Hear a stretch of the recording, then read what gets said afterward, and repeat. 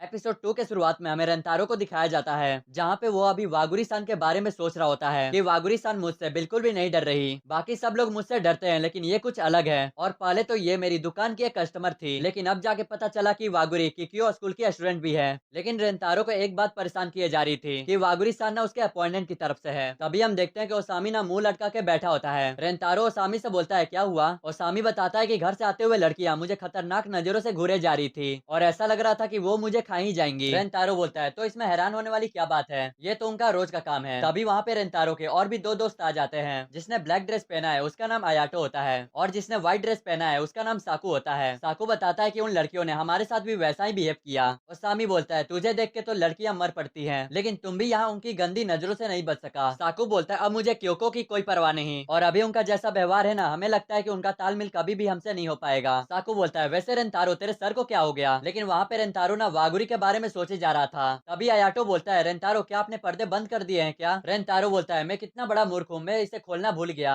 और सामी हंसते हुए बोलता है हो सकता है कि रेंतारो को क्योको की बिल्डिंग्स को देख के उसे काफी ज्यादा गुस्सा आ रहा हो, इसी वजह से उसने शायद पर्दा लगा दिया हो। तभी रेंतारो चिल्लाते हुए बोलता है नहीं ऐसा बिल्कुल भी नहीं है। रेंतारो का ऐसा रिएक्शन देख के ना सभी लोग हैरान हो जाते हैं। रेंतारो बोलता है डायरेक्ट धूप मेरे चेहरे पे आ रही थी इसलिए मैंने पर्दे लगा दिए। फिर रेंतारो ना पर्दे को हटा देता है। आगे हम देखते हैं कि क्लास में पढ़ाई चल रही होती है। भाई साहब उस टाइम पे भी रेंतारो वागुरी-सान के ही बारे में सोचे जा रहा था कि वागुरी-सान ना इसके बगल वाले स्कूल में रहती है और उसे मेरा सच्चाई पता चल गया और वो अब हमारे रेस्टोरेंट में कभी भी नहीं आने वाली। और देखा जाए तो यह हमारे लिए ठीक ही है क्योंकि वागुरी-सान को ना चितोरिया स्कूल के लड़के के करीब आने से उसका कुछ अच्छा नहीं होगा। रेंतारो ना वागुरी-सान के बारे में और भी चीजें सोचता है। आगे हम देखते हैं कि क्लास खत्म हो जाती है। ओसामी बोलता है भाई आज तो फ्री है ना, हम कहीं घूमने के लिए जा रहे हैं। रेंतारो बोलता है हाँ भाई आज मैं बिल्कुल फ्री हूँ। ये देखकर रेंतारो के दोस्त ना हैरान हो जाते हैं कि आज रेंतारो हमारे साथ चलने वाला है। इसके बाद सभी लोग ना स्कूल से जाने लगते हैं और वे लोग बाहर आने के बाद देखते हैं कि गेट पे काफी ज्यादा भीड़ और शोर मची हुई है। इसके बाद वे लोग भी यहाँ पर देखने के लिए आ जाते हैं कि आखिर यहाँ पे क्या हो रहा है। और हम देखते हैं कि वहाँ पे कोई और नहीं वागुरी-सान होती है और वागुरी-सान ना चितोरिया स्कूल के पास आके खड़ी होती है। ये देखकर रेंतारो हैरान हो जाता है। तभी ओसामी वागुरी के सामने आके चिल्लाने लगता है और वो बोलता है आखिर तुम सारी लड़कियां चितोरिया स्कूल से चाहती क्या हो।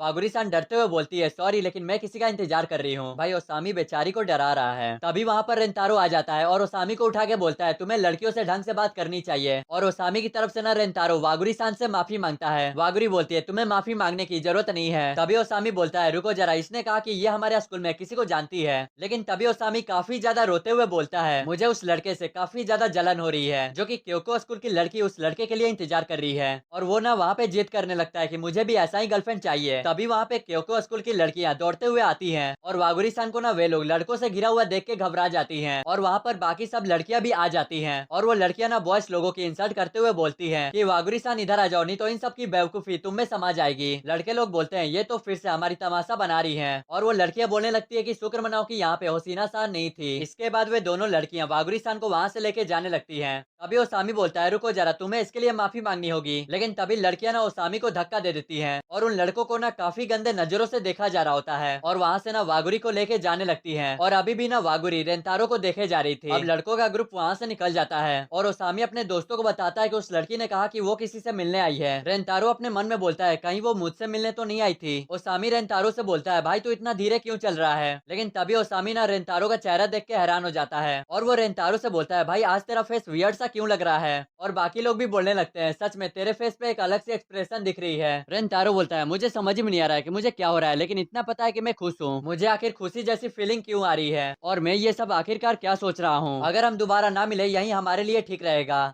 नेक्स्ट सीन में हमें कैरियोके का सीन दिखाया जाता है और ओसामी ना अकेले गाना गा रहा होता है और वो गाना ना काफी अच्छा गा रहा होता है। साकू रेंतारो से बोलता है भाई तूने कोई गाना चूज किया क्या। रेंतारो बोलता है बस बस मैं चूज करने ही वाला हूँ, मुझे 5 मिनट और दे दो। और ओसामी को ना गाने का 90 स्कोर मिलता है। तभी साकू ना रेंतारो को काफी गौर से देखे जा रहा था और तभी साकू रेंतारो से बोलता है रेंतारो तेरे साथ कुछ हुआ है क्या, क्योंकि तेरे सर पे चोट भी लगी है और आज तू कुछ अलग सा व्यवहार कर रहा है। अगर तेरे साथ कुछ हुआ है तो हमें यहाँ पे बता सकता है, हम तुम्हारी मदद करने के लिए हैं। रेंतारो वागुरी-सान के बारे में सोचता है और अपने मन में बोलता है क्या मुझे इन सबको उसके बारे में बता देना चाहिए। फिर रेंतारो सोचता है अगर इसके बारे में इन सबको बता दिया तो माहौल बिगड़ जाएगा और ये लोग उसके बारे में अजीब अजीब बातें भी करने लगेंगे। इसीलिए रेंतारो बात को छिपाते हुए बोलता है तुम लोगों को चिंता करने की जरूरत नहीं है, मैं बिल्कुल ठीक हूँ। इसके बाद फिर से वे लोग एंजॉय करना शुरू कर देते हैं। इसके बाद रेंतारो अपना गाना गाने के लिए उठ जाता है, लेकिन उससे पहले रेंतारो साकू से बोलता है कि मैंने तुम्हारे साथ थोड़ा वियर्ड सी बातें की, इसके लिए मुझे माफ कर देना। साकू बोलता है अब हम तुम्हारा क्या ही कर सकते हैं। नेक्स्ट सीन में रेंतारो घर पे जा रहा होता है और उसके गले में ना काफी ज्यादा दर्द हो रहा होता है क्योंकि उसने कुछ ज्यादा ही गाना गा लिया है।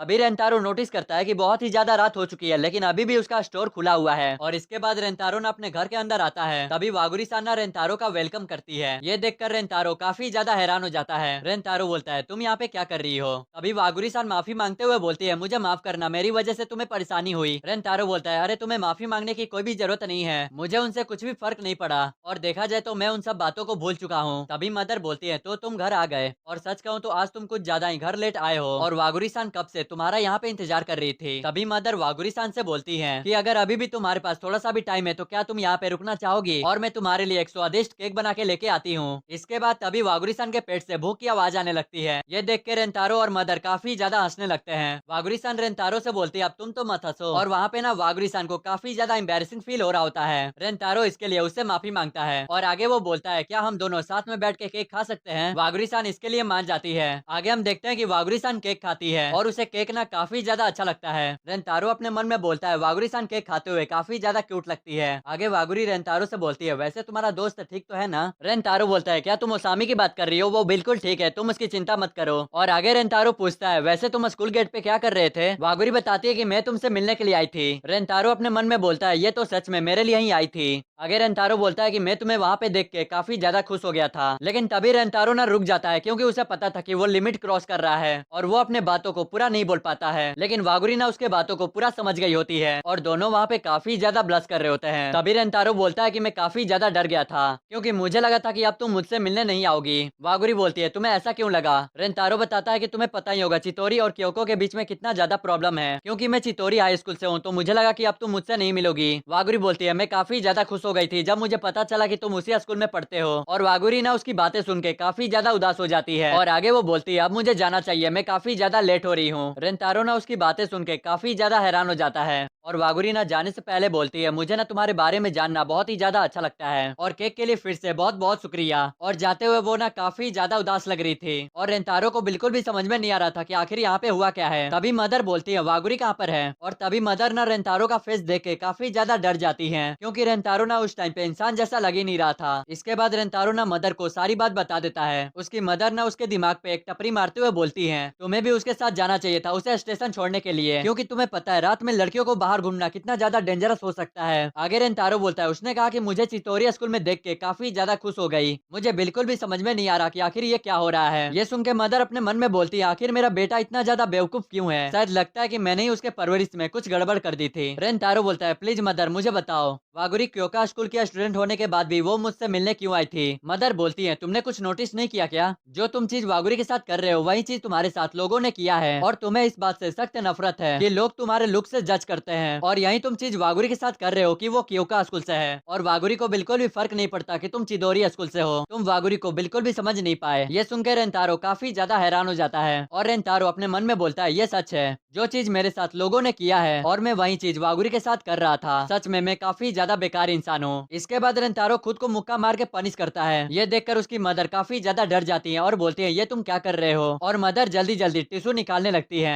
रेंतारो मदर से बोलता है मदर आपका बहुत बहुत शुक्रिया। अगले दिन वागुरी स्कूल जा रही होती है, तभी वो देखती है कि रेंतारो उसके स्कूल गेट पे खड़ा है। वागुरी बोलती है रेंतारो तुम यहाँ पे क्यों हो। रेंतारो बोलता है मैंने सोचा कि अगर मैं यहाँ पे पहले आ गया तो मैं तुमसे माफी मांग के चला जाऊंगा, क्योंकि मैंने कल रात तुम्हें बहुत ही ज्यादा हर्ट कर दिया था और उसके लिए मुझे माफ कर दो। वागुरी सरप्राइज होकर बोलती है क्या तुमने मुझे हर्ट किया था। रेंतारो बोलता है तुम स्टोर से निकलते वक्त मैंने तुम्हारा उदासी भरी चेहरा देखा। ये सुन के वागुरी अपना मुंह छिपा के बैठ जाती है। रेंतारो बोलता है वागुरी तुम्हें कोई प्रॉब्लम है क्या। वागुरी बोलती है मैं काफी ज्यादा शर्मिंदा हूँ कि मेरे कल एक्सप्रेशन ऐसे लग रहे थे, और ये सच है कि मैं कल उदास थी, लेकिन इसके पीछे तुम नहीं थे, वो मेरे पर्सनल बातें की वजह से हुआ था और मुझे माफ कर दो, मैं तुम्हें बिना कुछ कहे वहाँ से चली गई थी और मुझे पता है इससे तुम काफी ज्यादा परेशान हुए होगे। रेंतारो बोलता है नहीं मुझे ही तुमसे खुद माफी मांगनी चाहिए। वागुरी बोलती है रेंतारो सच में तुम कुछ ज्यादा ही अच्छे इंसान हो। वागुरी की बातें सुनकर रेंतारो सोचता है कि वागुरी मुझसे साफ साफ सारी बातें मुंह पे बोल देती है, इसीलिए मुझे वागुरी के साथ सीधी सीधी बातें करनी चाहिए। तभी रेंतारो बोलता है, वागुरी सान, चितोरी की लड़के हमेशा क्योको लड़कियों की बुराई करते हैं और उससे मुझे कोई भी फर्क नहीं पड़ता और मुझे पता है कि दोनों स्कूल एक दूसरे से हेट करते हैं। तो तब मैंने सोचा कि ये लोग तुम्हारे बारे में भी बुरा बोलेंगे, तो मुझे लगा कि तुम्हें मुझसे दूर रहना ही ठीक है, क्योंकि मैं नहीं चाहता था कि तुम कोई परेशानी में पड़ो। और मैं इस चीज के लिए माफी मांगना चाहता हूँ कि मैंने तुम पे फोकस नहीं किया, मैं सिर्फ स्कूल पे ही फोकस कर रहा था। ये सुनने के बाद वागुरी को काफी ज्यादा अच्छा लगता है और वागुरी बोलती है, रेंतारो मुझे देखो, मैं हूँ वागुरी और तुम हो रेंतारो और हमें स्कूल से कोई भी फर्क नहीं पड़ता और मैं तुम्हारे बारे में और भी ज्यादा जानना चाहती हूँ क्योंकि तुम रेंतारो हो। ये सुनकर रेंतारो काफी ज्यादा हैरान हो जाता है और यहीं पे ये वाला एपिसोड एंड हो जाता है। अगर वीडियो अच्छी लगी हो तो लाइक एंड चैनल को सब्सक्राइब करना ना भूलें। तो मिलते हैं हम किसी और वीडियो में, तब तक के लिए सायोनारा एंड बाय।